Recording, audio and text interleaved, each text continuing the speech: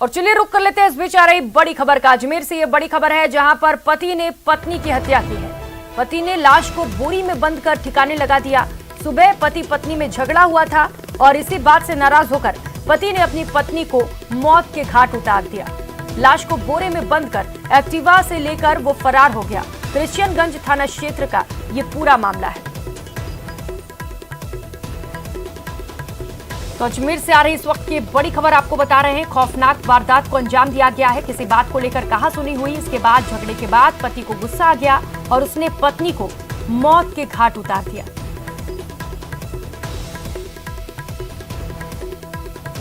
तो बताया जा रहा है कि सुबह के वक्त पति और पत्नी में विवाद हुआ था किसी बात को लेकर। हालांकि ये जांच का विषय है, आखिर क्या बात थी दोनों के बीच। सहयोगी अभिजीत हमारे साथ जुड़ चुके हैं। अभिजीत, क्या है ये पूरा मामला, किस बात को लेकर विवाद हो गया? देखिए, ये जो पूरा घटनाक्रम है अभी संदिग्ध लगा रहा है। आधिकारिक रूप से पुलिस अभी इस पर खुलासा कुछ भी नहीं कर पा रही है, लेकिन जो आरोपी पति है उसको फिलहाल पुलिस ने हिरासत में ले लिया। और जो शुरुआती जानकारियां निकल के सामने आई है उसके मुताबिक करीब 1 महीने पहले ही इस नव दंपति की शादी हुई थी और आज सुबह 11 बजे के करीब दोनों ही पति पत्नी के बीच में किसी बात को लेकर कहासुनी हुई और कहासुनी के बाद वो झगड़े में बदल गया और उसी दौरान जो है पति ने अपनी पत्नी की निर्मम हत्या कर दी। अब पड़ोसियों की ये पूरी सूचना थी जिसके आधार पर पुलिस ने आगे की कार्रवाई की है। पड़ोसियों ने शिकायत दी थी कि इसके बाद जो आरोपी पति है जिसका नाम मनोज बताया जा रहा है वो अपनी पत्नी के शव को बोरे में बंद कर ले जा रहा है। इस सूचना पर जो है पुलिस ने उसको पकड़ा है। फिलहाल अभी युवक को हिरासत में लेकर पुलिस उससे पूछताछ कर रही है। पूछताछ के बाद ही इसका अधिक और खुलासा औपचारिक रूप से हो पाएगा। अभिजीत, सबसे पहले ये जब इसने वारदात को अंजाम दिया और लाश को ठिकाने लेकर लगाने जा रहा था तो किसने देखा इस पूरे वारदात को? देखिए, चशमदीद अभी तक चूंकि पुलिस इस पूरे मामले में कुछ भी नहीं बोल पा रही है, न ही पड़ोसी जो है ज्यादा जानकारी दे पा रहे हैं, लेकिन जो चशमदीद है इस घटना का चशमदीद कोई भी नहीं है। लेकिन पड़ोसियों ने दोनों पति पत्नी के बीच में झगड़े की आवाजें सुनी थी और झगड़े के कुछ देर बाद ही जो आरोपी युवक है जिसका नाम मनोज बताया जा रहा है उसको एक बोरे के साथ घर से बाहर निकलते हुए देखा था। तो उस पर आधार पर यह संदेह जाहिर किया गया था। पुलिस ने अब शव को भी रिकवर करने के प्रयास करने के साथ साथ आरोपी युवक को हिरासत में लेकर पूछताछ कर रही है। अभिजीत, मृतक महिला के परिजनों से आपकी बातचीत हो पाई? देखिए, ये घटना अब से कुछ देर पहले की ही है तो तमाम चीजों को अभी संकलित किया जा रहा है। फिलहाल क्रिश्चियनगंज थाना पुलिस जो है इस पूरे मामले की पड़ताल कर रही है। वहां मौके पर लोगों के जुटने का सिलसिला भी शुरू हो गया है और जो जिस तरह की घटना हुई है, निर्मम घटना हुई है, सनसनी फैल गई है पूरे शहर में, तो पुलिस इसको हैंडल विद केयर पूरे मामले को कर रही है और कुछ ही देर में ऑब्जेक्ट रूप से मामला खुलासा हो पाएगा। ठीक है अभिजीत, जैसे ही मामले में और खुलासे होंगे हम आपसे जुड़ेंगे, जानकारी लेंगे। बहुत शुक्रिया अभिजीत आपका इन तमाम जानकारियों के लिए। और रुक लेते एक और बड़ी खबर का। सिरोही से ये बड़ी खबर है। आबू रोड के सांतपुर मंदिर तोड़ने का ये पूरा मामला आपको बता रहे हैं। विभिन्न हिंदू संगठनों ने आबू रोड बंद का आह्वान किया। पुलिस प्रशासन भीड़ को शांत करने में नाकाम साबित हो रही है। पुलिस ने 25 से ज्यादा लोगों को हिरासत में लिया है।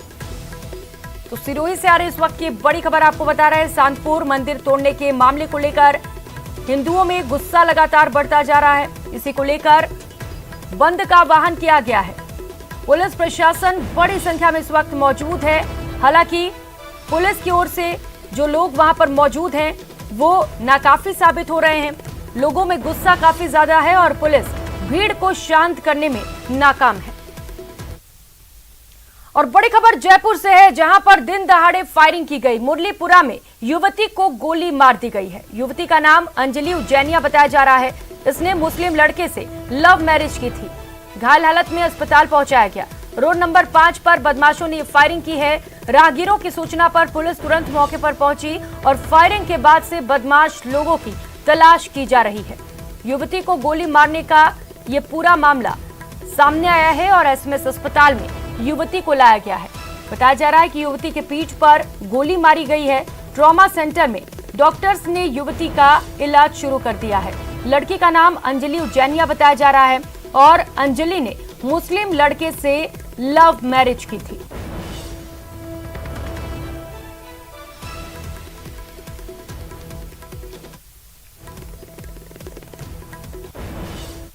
तो पीठ पर गोली लगी। यहाँ पर जो है वो अंजलि को अब जांचों के लिए लेकर जाया जा रहा है और यहाँ पर आईसीयू में संभवतः इसे शिफ्ट किया जाएगा। शुरुआती जांच जो है वो कर ली गई है और कितनी देर में जो है वो इसका अंजलि का ऑपरेशन जो है वो किया जाएगा। लेकिन आप देख सकते हैं यहाँ पर आईसीयू में जो है वो यहाँ पर शिफ्ट किया जा रहा है। डॉक्टर राजकुमार भी यहाँ पर मौजूद है, उनसे बात करने की कोशिश करते हैं। राजकुमार जी, किस प्रकार की कंडीशन है युवती की? एक बार पेशेंट देखेंगे फिर बात अभी कर पाएंगे। शुरुआती किस प्रकार की कंडीशन लग रही है आपको? अभी देख रहे हैं।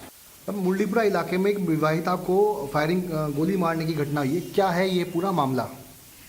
आज सुबह 10:30 बजे कंट्रोल रूम में फायरिंग की सूचना मिली। तुरंत जब पुलिस की टीम मौके पर पहुंची तो यह पता चला है कि एक महिला जिसका नाम अंजलि वर्मा है, उसके ऊपर 2 लोग एक्टिवा स्कूटी जो होती है उसके ऊपर सवार होकर आए और एक आदमी ने उनके ऊपर फायर किया। उनको तुरंत अस्पताल लेके जाया गया। अभी वो SMS अस्पताल में भर्ती हैं और स्टेबल कंडीशन में है।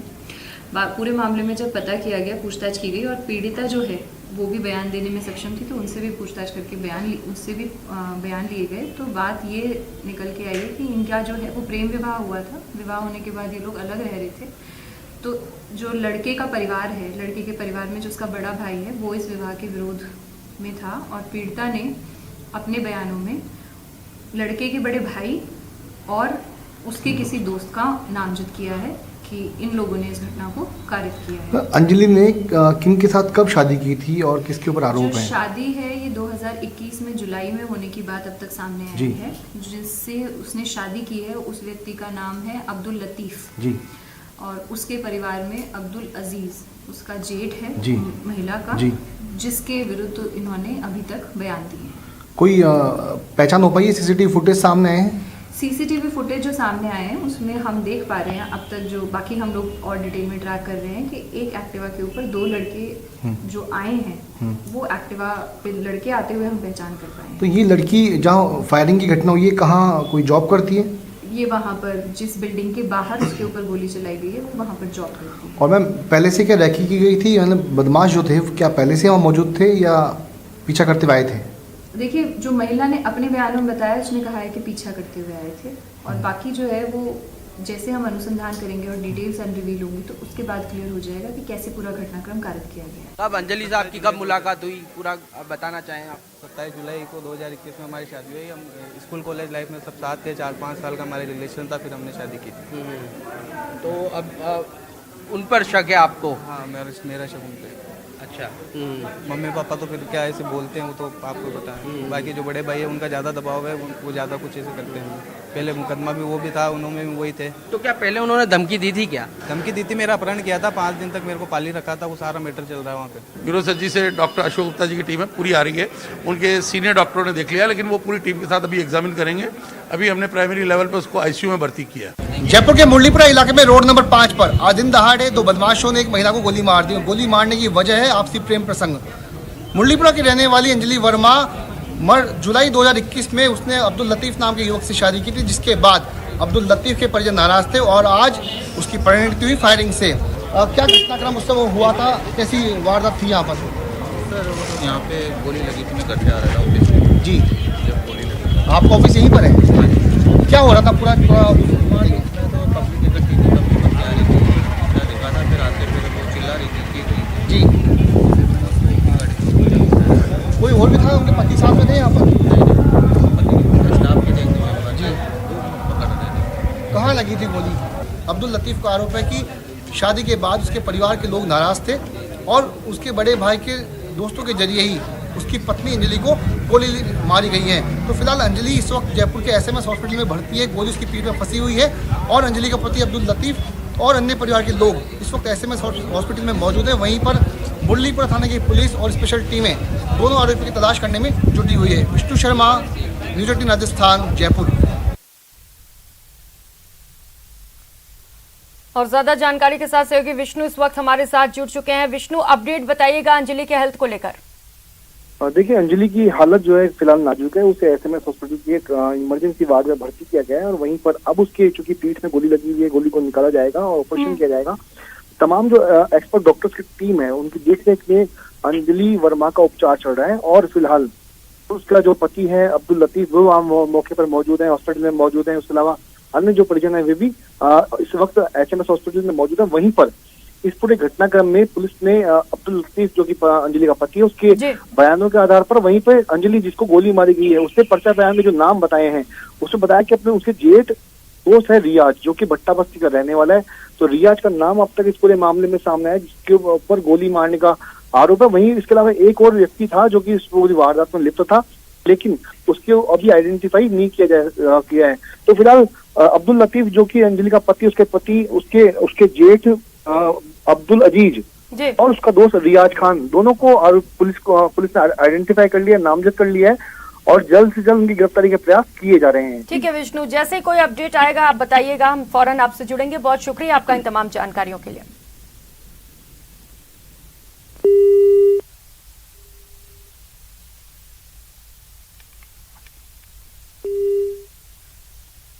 और चलिए रुक कर लेते हैं एक और बड़ी खबर का। आईटी ने रेड डाली है उदयपुर से, ये बड़ी खबर आपको बता रहे हैं, जहां पर आयकर विभाग की टीम ने एक और बड़ी कार्रवाई को अंजाम दिया है। 2 कारोबारी समूहों पर इनकम टैक्स ने कार्रवाई की है। एक्मे ग्रुप और अंकुर ग्रुप पर छापेमार कार्रवाई की गई है। रियल एस्टेट और फाइनेंस के कारोबार से ये दोनों जुड़े हुए बताए जा रहे हैं। उदयपुर में 35 ठिकानों पर छापेमार कार्रवाई लगातार जारी है, तो वहीं मुंबई में भी 2 ठिकानों पर आयकर विभाग ने रेड डाली है। उदयपुर से इस वक्त की बड़ी खबर आपको बता रहे हैं, इनकम टैक्स की ओर से छापेमार कार्रवाई लगातार जारी है। 2 कारोबारी समूह बताए जा रहे हैं, एक्मे ग्रुप और अंकुर ग्रुप, और दोनों पर लगातार आईटी की ओर से छापेमार कार्रवाई की जा रही है। उदयपुर में रियल एस्टेट और फाइनेंस के बिजनेस से जुड़े हुए 2 बड़े ग्रुपों पर आज इनकम टैक्स विभाग की टीम ने अल सुबह बड़ी कार्रवाई को अंजाम दिया है। इनकम टैक्स की टीम ने दोनों के लगभग 35 ठिकानों पर, जो कि उदयपुर में स्थित है, और 2 ठिकाने जो कि मुंबई में बताए जा रहे हैं, उन सभी जगहों पर एक साथ दबिश दी। हम इस समय सेक्टर 4 इलाके में स्थित एक्मे ग्रुप, जो कि इन 2 रियल एस्टेट और फाइनेंस ग्रुप्स में एक ग्रुप है, उसके एक डायरेक्टर निर्मल के घर के यहाँ मौजूद है। सेक्टर 4 इलाके में पॉश कॉलोनी में इनका घर है और आप देखिए इसी जगह पर इस समय इनकम टैक्स की एक टीम जो है वो यहाँ पर मौजूद है। आप देखिए सुरक्षा की दृष्टि से पुलिस का जाब्ता भी यहाँ पर इनके घर के यहाँ पर इस समय मौजूद है। कुल 35 ठिकाने बताए जा रहे हैं। इन 35 ठिकानों में सवीना इलाके में स्थित एक्मे ग्रुप का जो हेड ऑफिस है वहाँ पर भी पुलिस जो इनकम टैक्स की टीम है वो मौजूद है। सभी जो ठिकाने हैं उन पर एक साथ आज सुबह कार्रवाई को अंजाम दिया गया और कार्रवाई करते हुए, क्योंकि इनकम टैक्स की टीम को ये कुछ ट्रांजैक्शंस के माध्यम से ये अंदेशा हुआ था कि ये जो 2 ग्रुप हैं, इन दोनों ग्रुपों पर बड़ी इनकम टैक्स चोरी की संभावना है। तो इसी संभावनाओं को ध्यान में रखते हुए टीमें बनाई गई और कुल 37 टीमों का गठन करते हुए आज इस कार्रवाई को अंजाम दिया गया। तकरीबन 2 से 3 दिन तक ये कार्रवाई चल सकती है। माना जा रहा है कि एक बड़ी इनकम टैक्स चोरी का यहाँ पर खुलासा हो सकता है। हालांकि जब ये कार्रवाई पूरी होगी तब स्थिति पूरी तरह से स्पष्ट हो पाएगी। लेकिन इन 2 ग्रुपों में एक ग्रुप रियल एस्टेट से जुड़ा हुआ है, तो वहीं दूसरा जो एक्मे ग्रुप है वहाँ पर भी रियल एस्टेट और फाइनेंस के बड़े कारोबार इनके हैं। कई तरह के कारोबार एक्मे ग्रुप के भी सामने आए, तो ये उनका निवास स्थान था जहां पर जो कार्रवाई है वो इस समय लगातार जारी है और इंतजार किया जा रहा है इस कार्रवाई के खत्म होने का, जब स्थिति पूरी तरह से स्पष्ट हो पाएगी कि कितना बड़ा खुलासा इनकम टैक्स की टीम यहाँ पर कर पाती है। कपिल श्रीमाली, न्यूज़ 18 उदयपुर। और चलिए रुक कर लेते हैं एक और बड़ी खबर का। जयपुर से ये बड़ी खबर है, गैंगस्टर राज हुड्डा मुठभेड़ मामले को लेकर इस वक्त आ रही बड़ी खबर आपको बता दें। रामनगरिया थाने में राज से पूछताछ की जा रही है। पुलिस ने 2 दिन के रिमांड पर लिया था। वीसी के जरिए कोर्ट में पेशी की गई थी। हुड्डा की पेशी वीसी के जरिए कोर्ट में की गई थी और अब पंजाब पुलिस राज हुड्डा से पूछताछ कर रही है। पंजाब पुलिस की स्पेशल टीम भी लगातार जयपुर में डेरा डाले हुए है। रिमांड पूरा होने पर राज को न्यायिक अभिरक्षा में भेजा जाएगा। उसके बाद प्रोडक्शन वारंट पर गिरफ्तार पंजाब पुलिस द्वारा किया जाएगा। तो रविवार को पंजाब पुलिस से मुठभेड़ हुई थी और इसी मुठभेड़ में राज के पैर में गोली लगी थी।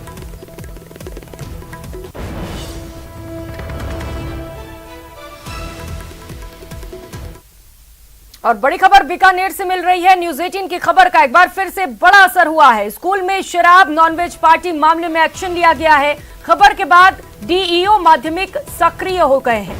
डीईओ माध्यमिक मुख्यालय घटना को लेकर गंभीर हैं।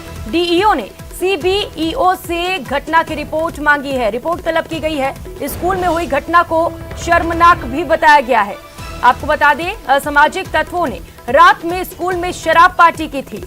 बंद स्कूल के मेन गेट को तोड़कर ये शराब पार्टी की गई थी, जिसकी तस्वीरें आपके टीवी स्क्रीन पर। सुबह क्लासरूम में हड्डियां और रोटियां भी मिली थी। घटना को लेकर ग्रामीणों में आक्रोश है।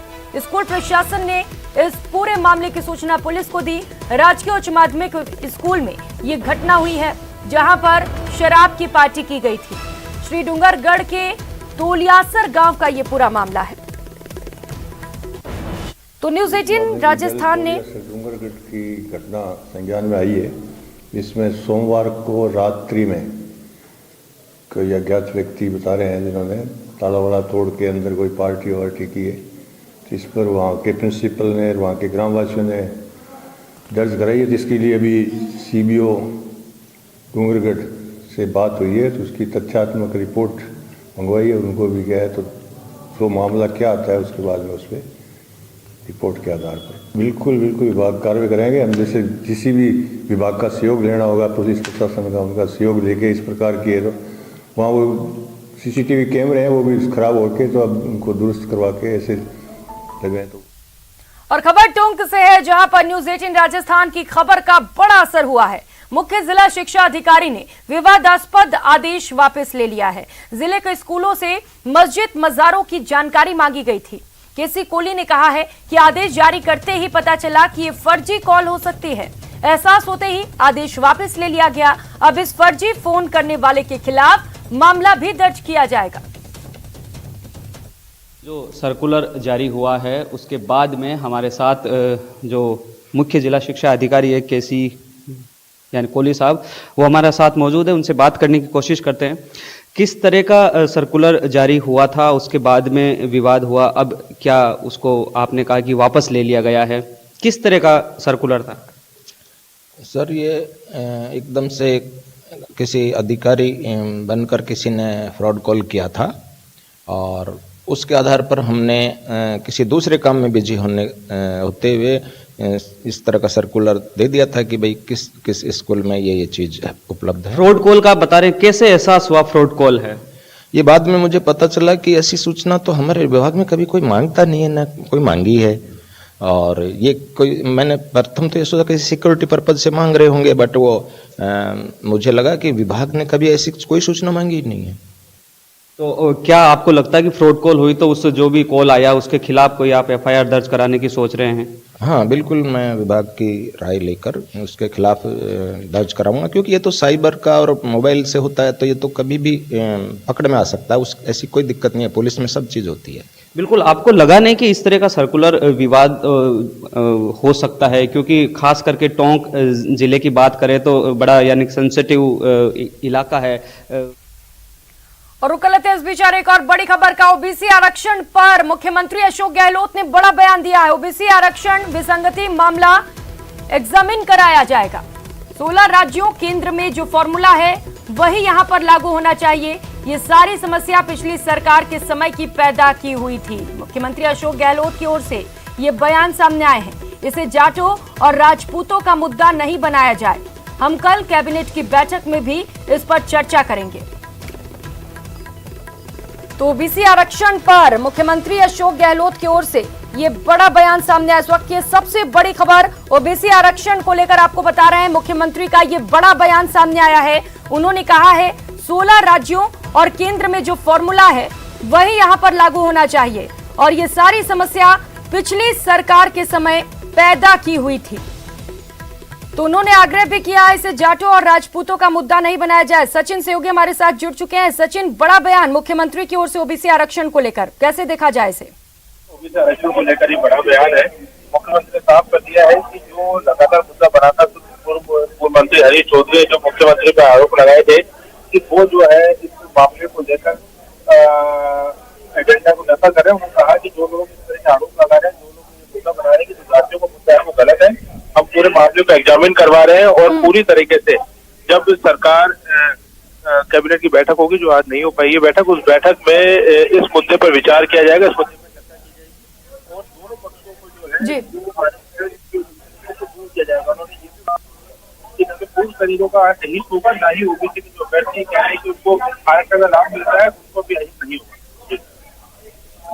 सचिन, वो बोल रहे हैं कि ये पिछली सरकार के समय ये समस्या पैदा की हुई थी, बीजेपी को भी घेरने की कोशिश की जा रही है यहाँ पर। देखिए ये बात बिल्कुल सही। 2017 में मौजूदा सरकार ने ही नोटिफिकेशन निकाला था, शुरू हुई थी। 4 साल तक बात की थी अभी मुद्दे एकदम से सामने आया है। तब जाके पता लगा कि ये जो नोटिफिकेशन निकाला था उसकी वजह से जो है ये सारी विसंगतियां शुरू हुई है। तो मुख्यमंत्री अशोक गहलोत कह रहे हैं वो बात बिल्कुल सही है और उन्होंने कहा कि बीजेपी को भी साधा है कि 2017 अप्रैल 2017 का नोटिफिकेशन था जिसके बाद से विसंगतियां शुरू हुई और अब जाकर ओबीसी के जो अभ्यर्थी ओबीसी जो वर्ग है वो इस मुद्दे को उठा रहा है। तो क्या अब ये माना जाए, क्योंकि मुख्यमंत्री कह रहे हैं कि कल कैबिनेट की बैठक में इस पर चर्चा भी करेंगी, तो क्या ये माना जाए सचिन की ओबीसी को अब सौगात मिल सकती है मुख्यमंत्री की ओर से? देखिए विसंगति दूर हो सकती है क्योंकि सरकार को दूर करना होगा। लगातार सरकार इस मामले में जो नजर आ रही है अब ऐसे कितना समय लगेगा उसको मुख्यमंत्री साफ नहीं है। पिछली बार हरीश चौधरी कह रहे थे तो उसका मतलब ये था कि कैबिनेट बैठक में प्रस्ताव को मोहर लगाई जाए। हालांकि मुख्यमंत्री ने ये बात जरूर कही कि कैबिनेट में चर्चा होगी, लेकिन क्या इसको मोहर लगाई जाएगी, क्या इस विसंगति को दूर किया जाएगा, ये अभी तक उन्होंने साफ नहीं किया। लेकिन बात जाना जा सकता है कि चुनाव की जो सर पे है ऐसे में सरकार किसी भी वर्ग को नाराज नहीं करनी चाहिए। ऐसे में तो बीच का रास्ता निकालने की कोशिश चाहिए और क्योंकि जो 16 राज्यों केंद्र सरकार की बात थी उसके अंदर जो है सरकार ने कहा उसके आधार पे माना जा सकता है। बिल्कुल सचिन, और फिलहाल ओबीसी वर्ग के लिए इस वक्त की सबसे बड़ी खबर हम बता रहे हैं। आरक्षण पर सीएम अशोक गहलोत का बड़ा बयान सामने आया है। उन्होंने कहा है 16 राज्यों और केंद्र में जो फॉर्मूला है वही यहां पर लागू होना चाहिए। इस बुलेटिन में फिलहाल इतना ही। नमस्कार।